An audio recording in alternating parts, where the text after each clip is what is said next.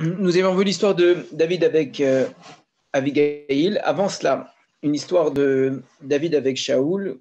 Donc, c'était plusieurs petites histoires de David avec Shaoul, en particulier une dernière dans laquelle Shaoul avait presque réussi à atteindre David, et ensuite une autre où c'est Shaoul qui se retrouve dans la même grotte que David, et David qui aurait pu le tuer, qui ne le fait pas, et qui, en sortant, donc, le lui dit. Et ils s'étaient séparés comme ça avec des mots très forts. Alors, vous avez déjà fait remarquer que Sefer Shmuel est construit d'une manière presque systématique, c'est assez surprenant, par des histoires qui se répètent. Un petit peu comme dans la Torah, pas dans Bereshit, mais dans des histoires du livre de Shemot au début, la traversée du désert, on retrouvera les mêmes histoires 40 ans plus tard, les problèmes de l'eau, les problèmes de la manne, et il y a beaucoup de choses qui se ressemblent.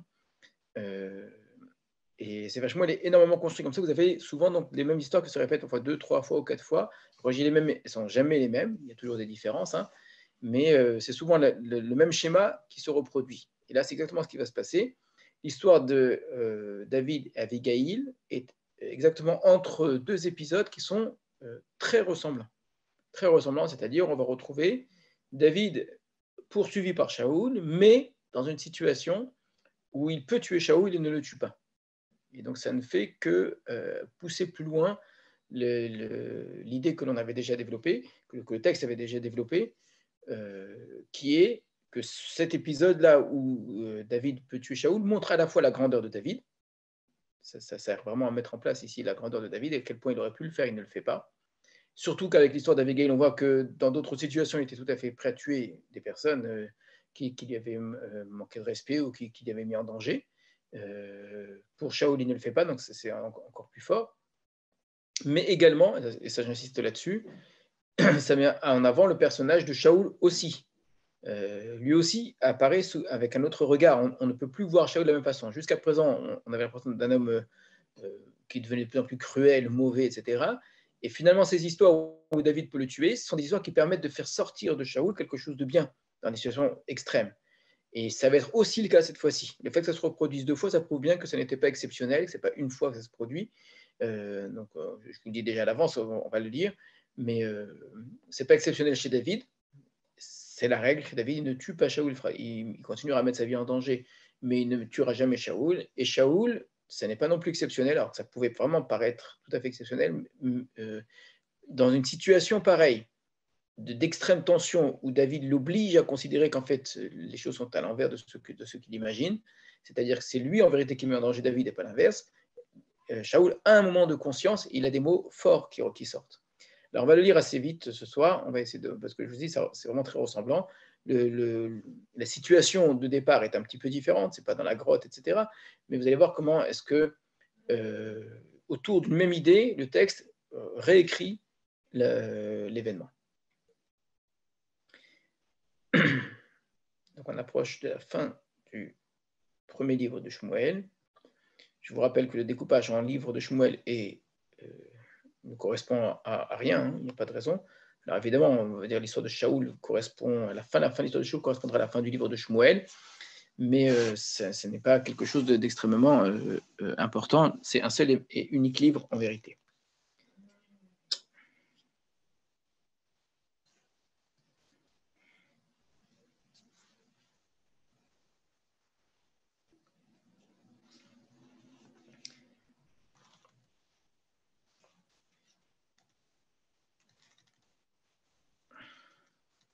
Voilà, 26e chapitre du premier livre de Shmuel. Donc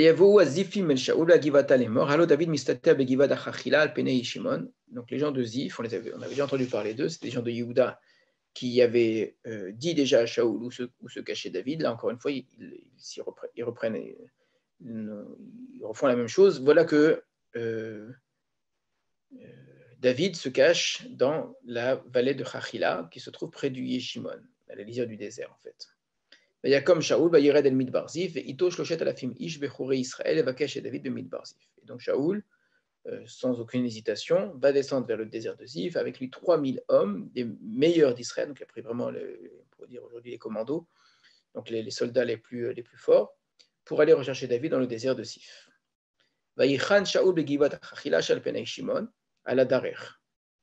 Et donc Shaoul a campé vallée du Chachila, près du désert, sur le chemin. David Yoshe Bamidbar. Et David, lui, n'était pas sur le chemin là, évidemment, il était dans le désert lui-même. Vayar Kiva Shaul Hara Bamidbara, il a vu que Shaul venait vers lui dans le désert. Donc, rappelez-vous, dans l'histoire précédente, qui va ressembler beaucoup, Shaul poursuivait David, David était caché dans une grotte, et Shaul s'est retrouvé, c'est lui qui a fait un acte ici, s'est retrouvé seul dans la grotte où étaient cachés David et tous ses hommes. Donc, c'est Shaul qui s'est mis en danger sans le savoir, parce qu'il avait besoin d'aller faire ses propres besoins. Ici, ça n'est pas le cas. Donc, vous voyez, ce sont ces petites différences qui font évoluer le récit autour d'une même idée. C'est David lui-même qui va prendre l'initiative. Donc, c'est beaucoup plus courageux de la part de David. Là-bas, c'était presque par la force des choses. On avait expliqué d'ailleurs que les hommes, David avait dit, c'est la volonté de Dieu de tuer Shaoul, puisque c'est un trop grand hasard, c'est une coïncidence merveilleuse que Shaoul, comme par hasard, se retrouve seul dans la grotte de David. Là, ce n'est pas le cas. Shaoul est sur le chemin, David est dans le désert, David a vu Shaoul arriver, et Vaishlar David Meragilim, Ayeda qui va Shaoul el Nachon, et donc David envoyé des émissaires, donc pour essayer de savoir exactement où est-ce qu'il se trouvait. Il a vu que Shaoul est arrivé, El Nachon, la même expression qu'on avait vue plus haut. El Nachon, que je vous avais expliqué, c'est de manière sûre, de manière établie, dans un camp qui est bien posé. Comme David, va y avoir la Makom Ashachana Sham Shaoul. David s'est levé, et David, volontairement cette fois-ci, donc c'est sur ce point-là, c'est très différent du premier récit. Donc, David est allé à l'endroit où Shaoul campait. David est à Makom Ashachachav Shem Shaoul, il a regardé où est-ce qu'était l'endroit où Shaoul allait se coucher. Avner ben Ner Sar Tsebo, ainsi que Avner, fils de Ner, son chef d'armée. Shaoul Shochev Amaagal, Ve'am Chonim Sebivotav. Et Shaoul dormait dans une sorte de ronde, c'est-à-dire que les gens étaient autour de lui. Et donc, ils ont traduit dans l'enceinte, donc ils supposent après la traduction qu'il s'était même entouré par quelque chose qui était fermé. Et le peuple était campé autour de lui, donc c'est-à-dire l'armée évidemment. Donc évidemment, Shaoul est un excellent roi, il est au centre du campement, protégé, de manière à ce que s'il y a une attaque, il puisse lui se défendre de la meilleure manière. Vayan David vayomer el Achimelech Achiti vel Avishai ben Tseruya Achi Yoav les morts.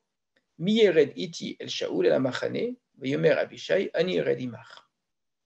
David a dit à Achimelech, le Chiti qui était avec lui, ainsi qu'à Avishai, fils de Tserouya, le frère de Yoav, qui est-ce qui veut bien venir avec moi vers Shaoul dans le campement? Et Avishai a dit, moi je vais descendre avec toi. Donc c'est extrêmement osé de la part de David d'aller dans le campement même de son pire ennemi. Donc évidemment c'est extrêmement risqué de la part de David. Généralement quand on fait une chose pareille, c'est pour aller abattre la personne la plus importante, et ainsi défaire toute l'armée. Donc c'est typiquement le genre d'action très courageuse, très risquée, mais qui serait très utile parce que grâce à ça, on met fin effectivement à l'agression qui est subie. Donc Abishai répond, moi je descends avec toi. Et Yavo David avait Abishai et Laam, Laïla, et Shaoul Shochev Yashen Ma'agal. Et Abishai et David sont venus vers les gens, c'est-à-dire le peuple, l'armée qui entourait de Shaoul pendant la nuit. Et voilà que Shaoul était couché en train de dormir à l'intérieur de cette enceinte-là. Et sa lance qui était plantée à terre à sa tête. On retrouve tout le temps Shaoul et sa lance, rappelez-vous, chaque fois, il avait voulu lancer sa lance contre David, contre Jonathan. L'idée de la lance qui accompagne Shaoul, c'est une image ici qui est récurrente. Et Avner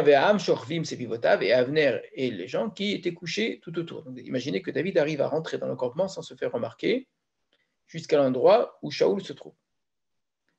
Vayomer Abishai et David, et Abishai a dit à David, Sigar Elohim ayom eto yivcha biyadecha, Hachem a livré, donc Elohim a livré ton ennemi dans ta main.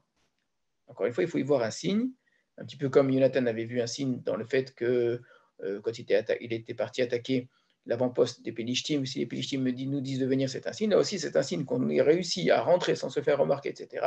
Jusqu'à arriver à Shaoul, c'est une forme de signe divin. C'est sûr qu'Hachem est en train de te livrer ton ennemi dans ta main, il faut l'abattre.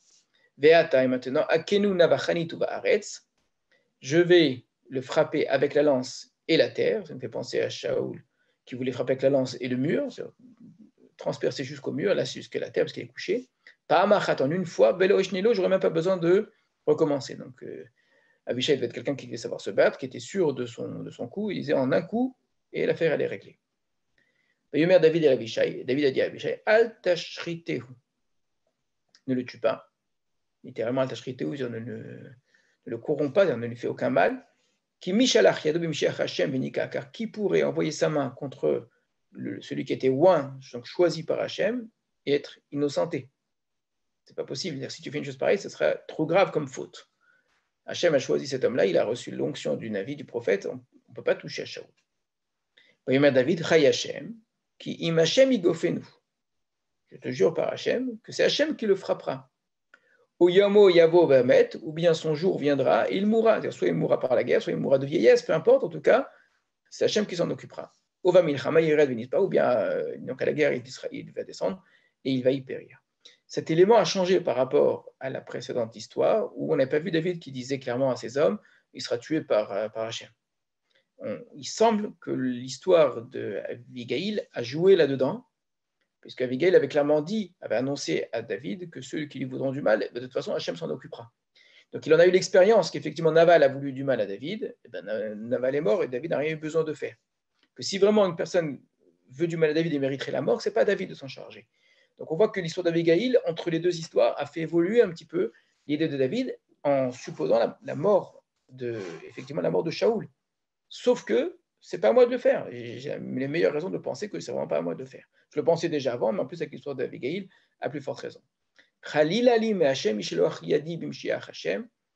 Malheur à moi devant Hachem, d'envoyer ma main contre celui qui était oint par Hachem, Ve'ata, et maintenant, prends la lance qui est à sa tête, ainsi que la cruche d'eau, Venel Chalanou, et on va y aller. Évidemment, l'image, elle est extrêmement forte, cette fameuse lance que Shaoul avait chaque fois prise en étant prêt à tuer David, et bien cette fois-ci, c'est David qui va lui la prendre.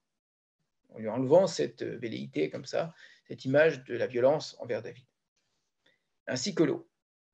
Et l'eau, évidemment, c'est la vie, c'est lui enlever l'eau, c'est lui enlever ce qui normalement lui permet de vivre. Donc, il s'agit ici de deux images d'une mort possible. J'aurais pu te tuer. J'avais ta lance dans ma main, j'aurais pu l'utiliser et te tuer. Il y a l'eau, en t'enlevant l'eau, c'est comme si je te coupe tes vivres d'une certaine façon. Je suis en mesure de te tuer et je ne le fais pas.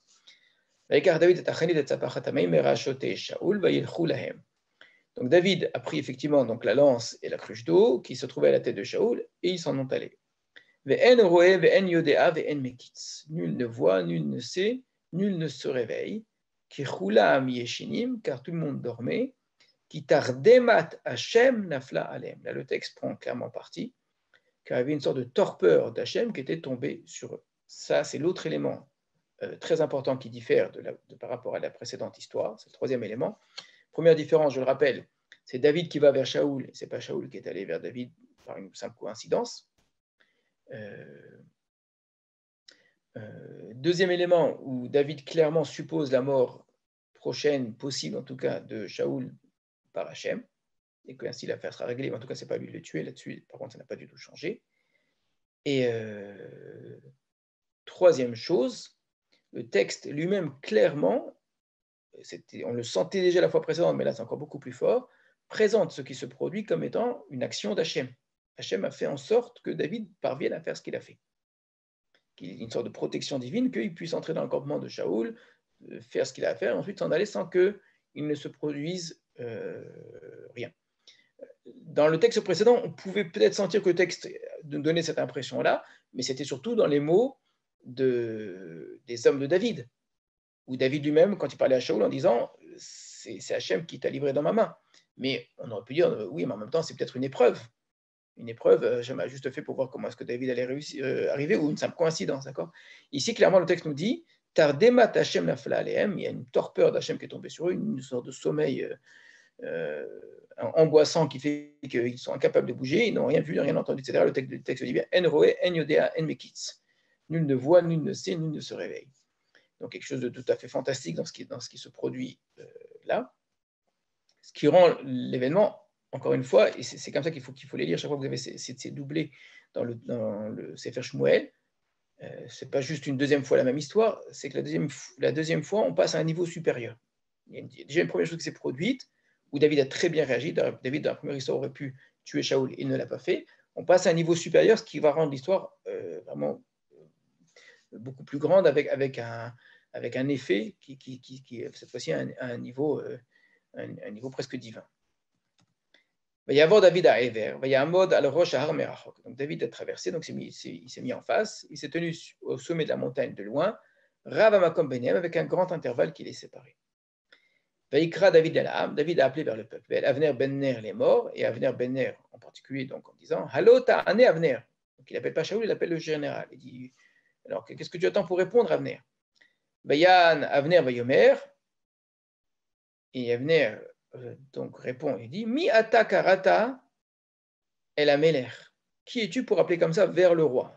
Vers le roi, c'est-à-dire vers le campement du roi, en m'appelant moi peut-être, mais en tout cas tu appelles en direction du campement du roi. Pour qui te prends-tu? Et ma David et Avner, Halo ish ata, mais n'es-tu pas un homme, ish au sens un homme important? Ou mi chamocha be Israël, qui est comme toi en Israël? Donc, nul n'est à ton égal, toi, Avner. Donc, tu demandes qui est-ce qui ose appeler. Moi, je te dis, qui es-tu, toi? N'es-tu pas quelqu'un d'important, toi? Mais la malo jamate la donecha melech. Pourquoi n'as-tu pas gardé ton maître le roi? Qui va à Chadaam, la shrit et melech adonecha, pour que n'importe qui du peuple, à Chadaam, n'importe qui du peuple, puisse venir et faire du mal au roi qui est ton maître. Donc, tu n'as pas gardé comme il fallait, puisque quelqu'un aurait pu tuer le roi à ce moment-là. L'otava d'avarazé, cette chose n'est pas bonne. Agerasita, que tu as faite. Chayachem, par la vie d'Hachem, qui venait mavet atem, vous méritez la mort normalement. Achaloshem artem aladonechem al meshiach Hachem, parce que vous n'avez pas gardé votre maître loin d'Hachem. Regardez comment David ici inverse complètement les choses. C'est lui qui est poursuivi par Shaoul, il est en train de dire à l'armée de Shaoul qu'elle ne fait pas son travail, qu'elle ne garde pas Shaoul comme il faut. Ve'ata re'e, et maintenant vois, pour te prouver ce dont je te parle, où se trouve donc la lance du roi et la cruche de Hacham et Rachel qui se trouvaient à sa tête. Vayaker Shaoul et Kol David. Jusqu'à présent, Shaoul n'a rien dit, il entend tout ça, et là, il reconnaît la voix de David. Et là, vous retrouverez la même réaction. Vayomer, il dit Hakolcha ze beni David, est ta voix, mon. Vayomer David, Koli Adoni Ameler, c'est ma voix, mon maître le roi. Rappelez-vous, la fois dernière, il avait dit mon père, comme c'est David qui lui avait parlé, David avait parlé à son cœur, de manière très forte. Et après cela, il avait dit est-ce que c'est ta voix? Cette fois-ci, c'est l'inverse, il ne lui parle pas du tout. À Shaoul, il parle à Avner de manière sarcastique, presque moqueuse. Et immédiatement, Shaoul réagit comme ça. C'est-à-dire qu'on avance dans l'histoire où vous retrouvez, et cette histoire, elle montre la grandeur de David, mais elle montre aussi l'innocence de Shaoul. Et il me semble qu'il faut vraiment insister là-dessus. C'est peut-être encore plus important que la grandeur de David.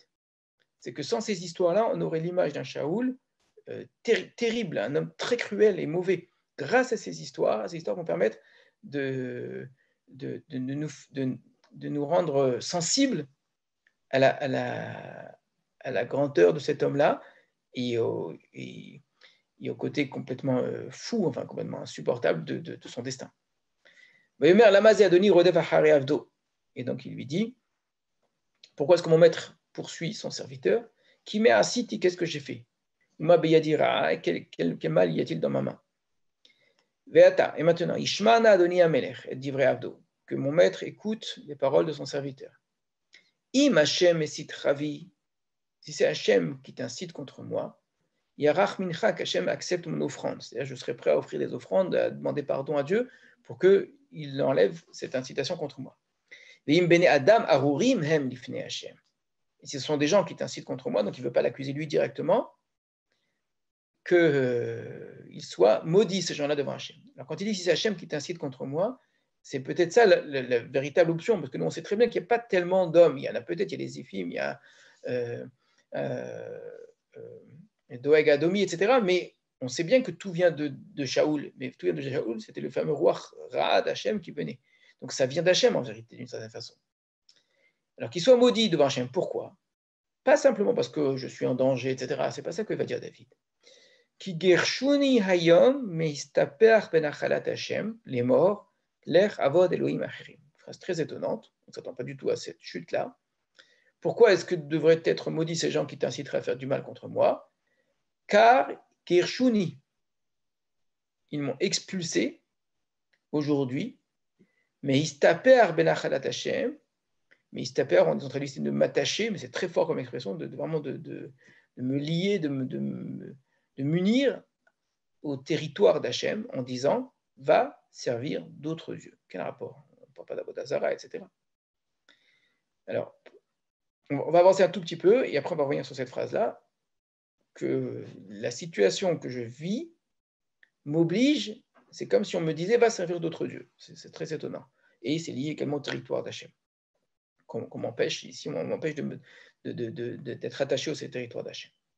On avance d'abord un petit peu, Ve'ata, et maintenant, Alipol Dami Arza, que mon sang ne soit pas versé à terre, Mineged Pene Hashem, devant le visage d'Hachem. Donc, je souhaite que je ne sois pas tué innocemment.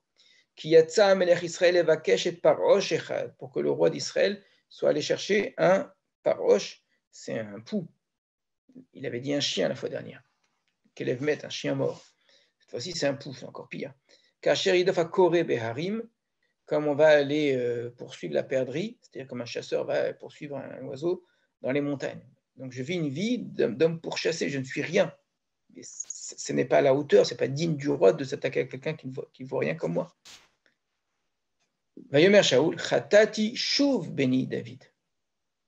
Chatati, j'ai fauté. Alors on pourrait traduire Chatati Shuv, j'ai fauté à nouveau, mais on traduit généralement Chatati, j'ai fauté. Shuv béni David, reviens, mon fils David.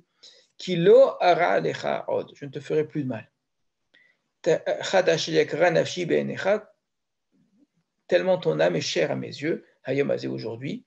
Inistkalti, j'ai été sot, eshge, j'ai été insensé, j'étais fou.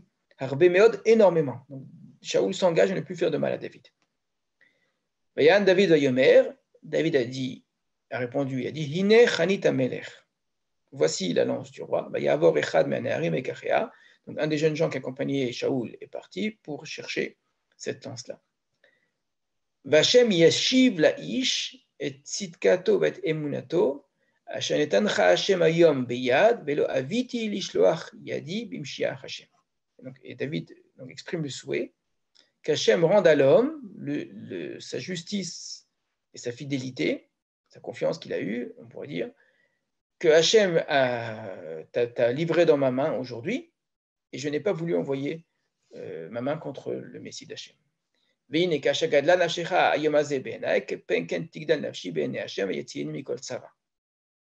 de la manière que ta personne a beaucoup de valeur pour moi aujourd'hui à mes yeux, donc je n'ai pas voulu te faire du mal, je souhaite également que mon âme, que ma personne ait beaucoup de valeur aux yeux d'Hachem et qu'il me sauve. Donc, la manière que moi je t'ai sauvé, qu'Hachem me sauve. Donc, ici, comment David sait que sa vie va être une vie difficile et que plusieurs fois il risquera la mort, et que d'une certaine façon j'ai sauvé la vie de quelqu'un d'autre, mais qu'Hachem sauve ma vie pour cette raison-là. Omer Shaoul el David, et Shaoul dit à David, Baruch ata béni David, que tu sois béni mon fils David, gam asota sevegam yachol tuchal. Tu vas pouvoir faire, tu vas réussir. David est quoi? David a poursuivi son chemin, mais Shaoul Shavlim, comment Shaoul est revenu vers son endroit. Donc on a vu les différences avec le premier récit. On sent bien qu'on va plus loin que le premier récit, parce que le risque est beaucoup plus grand. La volonté, cette fois-ci, c'est David qui va chercher cela, qui crée la situation, clairement. Et Shaoul aussi qui va plus loin, qui va clairement s'engager à ne plus faire de mal à David.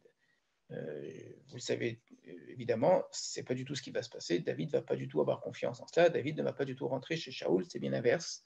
Après cette histoire, David va complètement partir. Jusqu'à présent, il essayait d'être plus ou moins dans la terre d'Israël. Après cette histoire, il va quitter la terre d'Israël. Donc, David ne fait pas confiance à ce qu'a dit Shaoul, notamment parce qu'il sait que Shaoul n'est pas maître de ce qu'il fait. Mais par contre, il veut que ce qu'il a vécu là lui serve aux yeux d'Hachem. Donc, il demande à Hachem de tenir compte de ce qu'il a fait. On va revenir sur cette phrase-là, que le malheur que subit David, comment lui l'exprime, ce malheur-là, les morts, en me disant, donc, car on m'a expulsé, on m'a empêché de pouvoir m'attacher à l'héritage d'Hachem en me disant va servir d'autres dieux. La Gemara va dire, de cette phrase on apprend, une phrase que vous avez peut-être déjà entendue, qui parfois est répétée un petit peu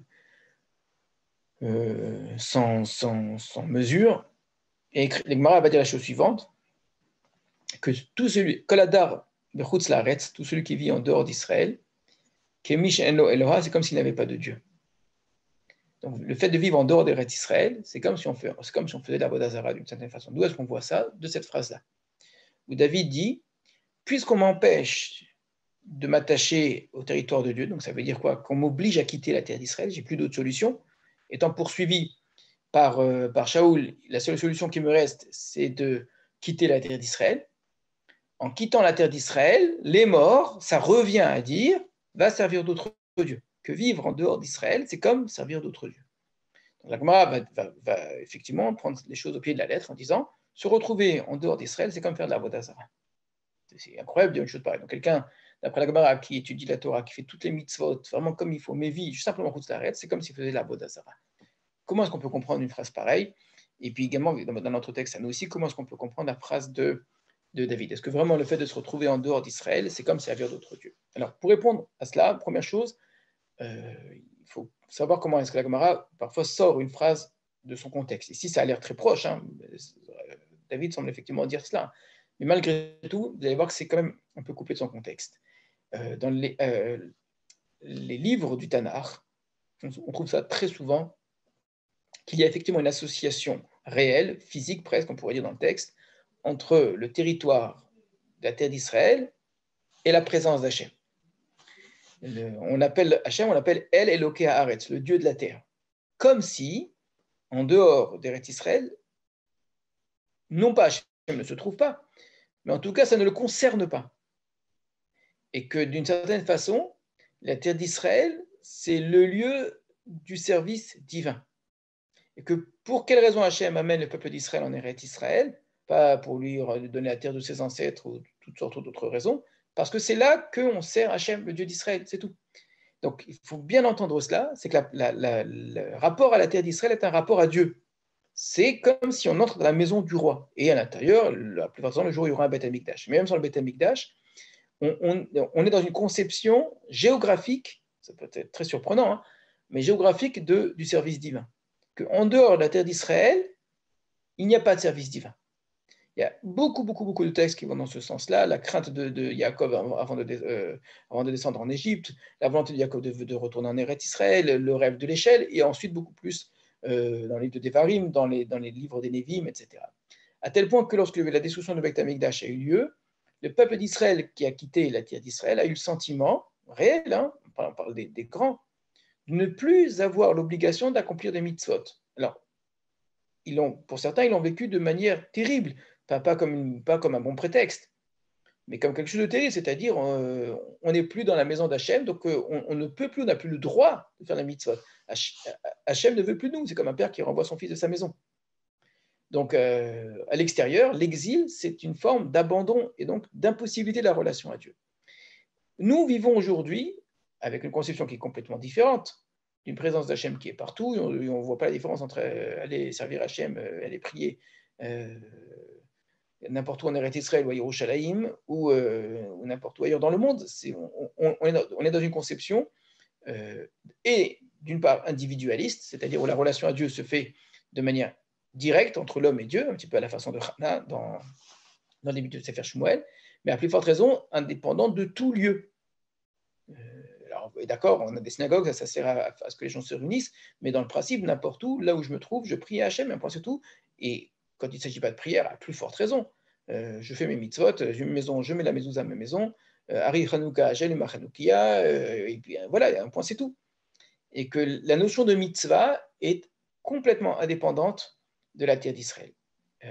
Il y a un Rashi dans la Torah qui va être très dur, et en plus dans un texte qu'on lit tout le temps, c'est dans la deuxième paragraphe du schéma, c'est un Sefer Devarim, où il y a un Rashi dans la Torah qui dit que les mitzvot que nous accomplissons en dehors d'Israël sont là pour nous habituer à faire les mitzvot pour le jour où on vivra en Eretz Israël. C'est-à-dire que c'est comme si on accomplissait les mitzvot que comme une forme aujourd'hui que comme une forme d'entraînement, pour ne pas les oublier, pour savoir comment faire. Ça va vraiment dans le sens que dans le principe, il n'y aurait pas de mitzvot à faire en Chutz Laaretz, ça n'a aucun sens. Alors, il y a des mitzvot qu'on ne fait vraiment pas en Chutz Laaretz. Toutes les mitzvot sont liées à la terre d'Israël, la Shemitah, etc. Mais c'est beaucoup, si on va jusqu'au bout de cette pensée, ça va beaucoup plus loin. Même mettre les tefillin, même mettre les tzitzit en dehors des Israël, ça n'a pas de sens parce qu'on n'est pas dans le lieu de la présence d'Hachem, donc ça n'aurait pas de sens. Alors, il faut savoir que les Chachamim, en disant ça, utilisent volontairement un langage qui est extrême, qui est caricatural pour faire passer une idée. Il y a 1000 autres marottes, et c'est pour ça que je vous dis faire attention quand certains vont vous objecter comme cela à cette phrase un peu directe, un peu extrême. Il y a 1000 autres marottes qui vont plus que nuancer cette idée, et en disant que la Torah clairement me dit que les mitzvot elles sont valables en Eretz Israël, elles sont valables en Chutz Laaretz, elles sont valables qu'il y ait le Beth Amikdash ou qu'il n'y ait pas le Beth Amikdash, elles sont vraies pour plein d'autres choses, d'accord? Donc, c'est sûr que ce que je viens de vous dire, c'est à lire à comprendre de manière symbolique, c'est une manière à faire réfléchir, mais non pas que dans la réalité, évidemment, la mitzvah n'aurait pas de valeur en Chutz Laaretz. Ce n'est pas ça dont il s'agit. Mais qu'il y a une dimension à laquelle il faut être sensible et que nous perdons en Chutz Laaretz. Cette idée qui est celle d'une religion, qui est un terme qui est complètement... qui n'est pas juif, qui n'appartient pas à l'idée même du judaïsme, qui est une sorte de religion, une relation à Dieu par un culte qu'on ferait, etc., est une idée qui est étrangère à la Torah. Pour la Torah, c'est clair, c'est tellement une évidence que la Torah, je sais pas, c'est quasiment toutes les pages du Tanakh qui le montrent. La Torah, dans sa conception des choses, la normalité, c'est qu'on serve Hachem en Eretz Israël, et c'est à ça que sert la Torah, c'est clair. Alors, on sert aussi Hachem en dehors, mais aussi, il faut l'entendre. Ça veut dire c'est une sorte de possibilité qui est encore donnée.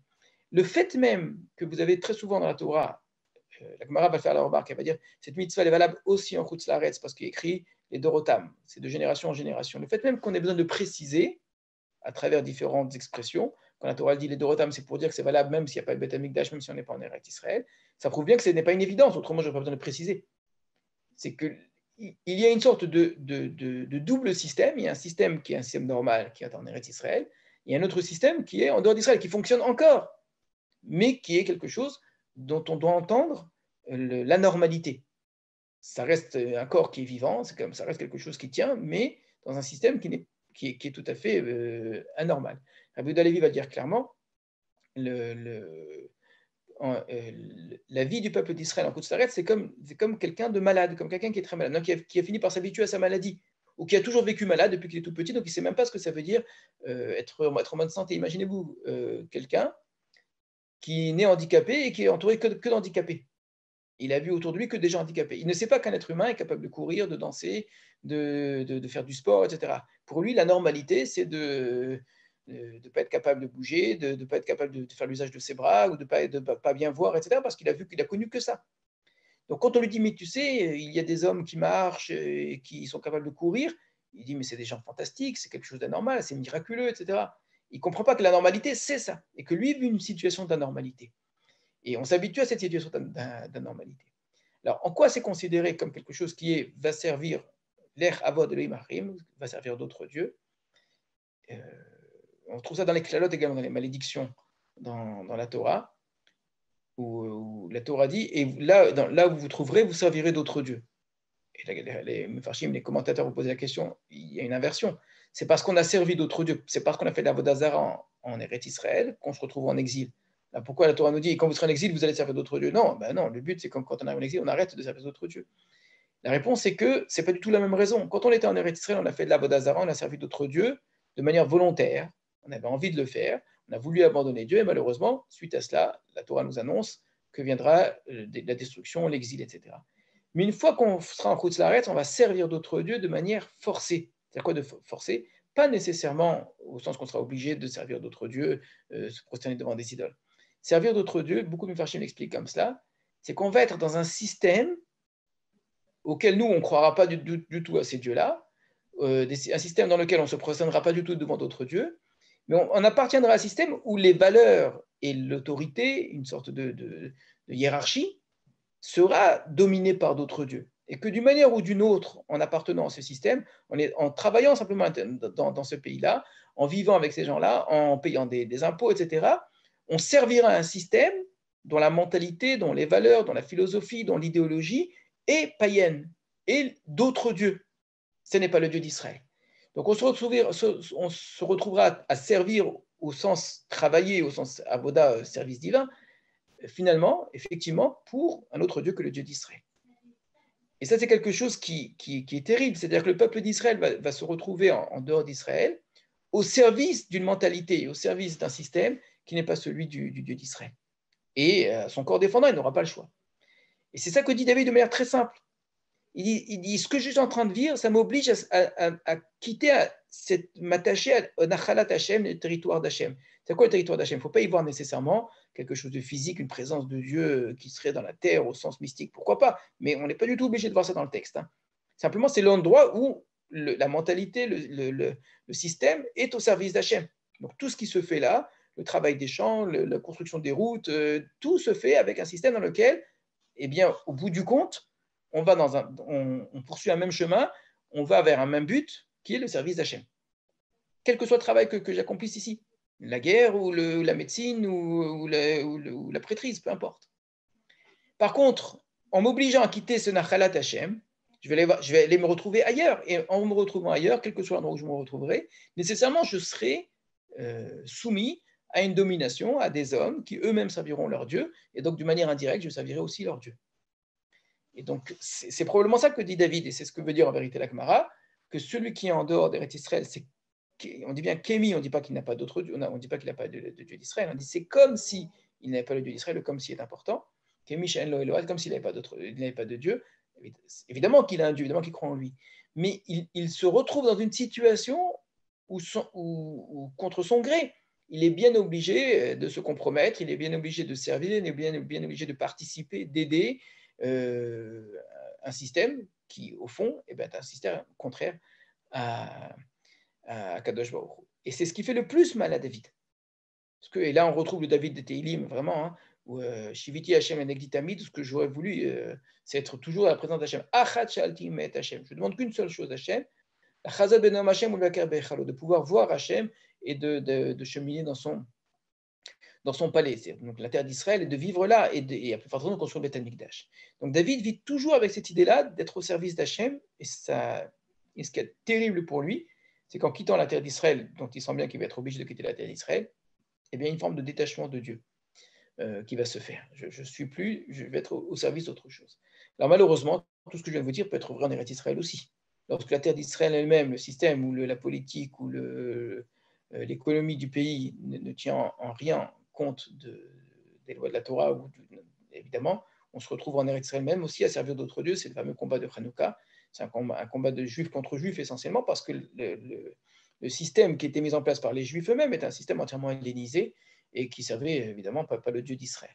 Donc c'est aussi possible en Eretz Israël. Mais en Eretz Israël, il y a un combat à mener, c'est-à-dire alors qu'il n'y a pas de combat à mener en dehors d'Israël pour aller rétablir le culte du Dieu d'Israël, bien sûr que non.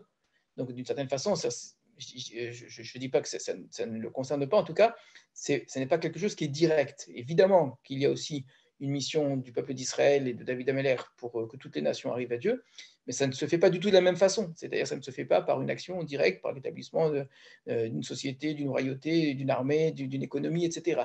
C'est par une diffusion, par un enseignement, par un exemple de ce qui va se faire en Eretz Israël, et que les nations par elles-mêmes arrivent à Dieu. Mais il n'y a aucune mission du peuple d'Israël de remplacer les nations en Chutz La'aretz pour jouer ce rôle-là. Ce que je vous dis là, c'est une idée qui a été entendue, évidemment, et contre laquelle ici je me lève. Il y a ceux qui, évidemment, en dehors d'Israël, ont complètement abandonné Dieu, et il y a ceux qui considèrent qu'il y a une sorte de mission du peuple d'Israël en dehors d'Israël pour, effectivement, rétablir une forme de royauté divine parmi toutes les nations. C'est vrai, sans que ce soit sous cette forme-là, bien évidemment. Jamais il n'a été donné une mission à Israël physiquement d'aller établir des royautés, de devenir ministre, de devenir président, d'avoir des hauts postes pour aller diriger les nations vers le Dieu d'Israël. C'est jamais comme ça que ça a été présenté. Ça, c'est une anormalité. Que sur leur terre, le peuple d'Israël accomplisse ses mitzvot, serve d'exemple, crée une société qui soit juste, qui soit digne vraiment d'être un modèle, et les nations elles-mêmes créeront également des sociétés qui voudront s'inspirer de cela. Vous voyez, on allait beaucoup plus loin que notre histoire de départ. Et c'est parti du fait que la Torah, justement, le Tanakh ici, reprend la même histoire pour avancer, en vérité, dans la deuxième histoire, plus que ce qui avait déjà été posé auparavant. Avant, c'était l'idée d'un Shaoul bon, un Shaoul innocent au fond de lui, qui a perdu pied, le pauvre, et un David honnête et qui est prêt à ne pas tuer Shaoul. Là, ça va beaucoup, beaucoup plus loin. Et malgré cette expression de Shaoul, vraiment, je ne recommencerai plus, etc., je ne ferai pas de mal, vous allez voir, David ne va pas du tout suivre et va quitter pour de vrai cette fois-ci la terre d'Israël. Et c'est un peu étrange ce qui va se passer. Je ne sais pas si vraiment on peut l'affirmer de cette façon-là, mais je présente les choses parce que parfois les rapprochements ne sont pas toujours vrais. Il y a un rapprochement qui semble se faire, j'insiste, ce n'est pas nécessairement vrai, mais que tant que David était en Eretz Israël et que Shaoul le poursuivait, David était en danger en apparence. Je dis bien en apparence parce que Hachem est toujours avec David, donc David finalement n'est jamais en danger, ce que Jonathan avait toujours dit. Mais Shaoul était sauvé. Shaoul était sauvé. Et là, vous allez mieux comprendre un petit peu les deux histoires qu'on a vues. Ce n'est pas juste David qui sauve Shaoul alors qu'il aurait pu le tuer. C'est que Hachem aussi sauve Shaoul. Et c'est ce qu'on a vu ici. Or, du jour où David va quitter la terre d'Israël, que Shaoul ne va plus poursuivre David, David en apparence ne sera plus en danger de Shaoul, il sera épargné complètement, il sera à l'écart, il sera à l'abri, mais Shaoul, lui, sera vraiment en danger. Il va mourir. Donc il y a une sorte de paradoxe assez surprenant, c'est que c'est en poursuivant David que Shaoul était épargné et était sauvé. C'est ce qu'on voit vraiment à travers ces deux histoires-là. Vu de manière symbolique cette fois-ci, les deux histoires. Le jour où leurs chemins vont se séparer, il n'y a plus de raison de vivre pour Shaoul. Et c'est la suite de l'histoire. Évidemment, ça ne va pas se produire aussi rapidement que ce que je vous présente, mais c'est vraiment la suite de l'histoire dans ce sens-là, même s'il y a plusieurs événements, plusieurs épisodes, c'est immédiat, c'est direct. C'est-à-dire, vraiment, là, on est face au dernier épisode de la poursuite. Et après cela, ils se séparent. Ce qui va suivre, en vérité, c'est la mort de Shaoul, parce qu'en fait, il n'y a plus de raison de le maintenir en vie. Voilà, c'est un rapprochement qui n'est peut-être pas entièrement vrai, mais c'est quand même assez étonnant, et je pense que ça mérite d'être remarqué. Voilà, Bezrat Hashem, à très bientôt.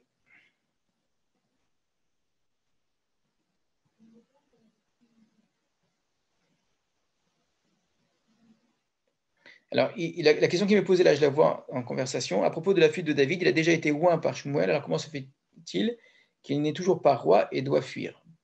Parce qu'une royauté n'a pas le droit d'empiéter sur la royauté d'autrui. On pourra retourner la question après, mais pour l'instant, je réponds déjà à une première chose, c'est que David n'a pas le droit d'être roi tant que Shaoul est vivant. La question qui se pose, alors pourquoi avoir oint David si tôt? On n'avait qu'à attendre le moindre dernier moment. Donc, première chose, il faut bien entendre, David n'a pas le droit, et David le sait très bien, d'empiéter sur la royauté de Shaoul, c'est strictement interdit. Et donc, c'est pour ça qu'il est obligé de fuir, etc. Il ne peut pas s'imposer comme roi alors que Shaoul est encore là. Pourquoi est-ce qu'il a déjà été oint? On n'avait qu'à attendre le dernier moment pour oindre, attendre que Shaoul meure et le oindre ensuite. Si on n'avait pas oint David, on n'aurait pas eu toute l'histoire qu'on a eue auparavant. L'onction de David, elle était là pour montrer à Shaoul, et c'est ce qui a expliqué, c'est ce qui a justifié la folie de Shaoul, c'était pour expliquer à Shaoul qu'il avait perdu son rôle. On ne peut pas faire comme si de rien n'était. Shaoul a fauté. On ne peut pas attendre combien d'années, je ne peux pas vous le dire, mais le nombre d'années qui sont passées depuis le moment de la faute de Shaoul et donc de l'onction de David, en disant à Shaoul, tu as mal fait, mais finalement, il n'y a rien eu. Il fallait montrer à Shaoul de manière très claire, et c'est ce qu'on avait vu dans le chapitre très clairement, c'était la raison de l'onction de David, elle a été dite, que Akadosh Baruch Hu a choisi quelqu'un de meilleur que toi.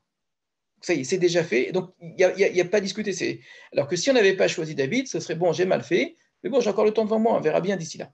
C'est ce qui était très dur d'ailleurs pour Shmuel lui-même, hein, de faire comprendre à Shaoul une chose pareille. Et c'est ce qui rend fou Shaoul. C'est ce qui met David dans une situation très difficile d'être roi sans être roi. Voilà. À très bientôt, Bezrat Hashem.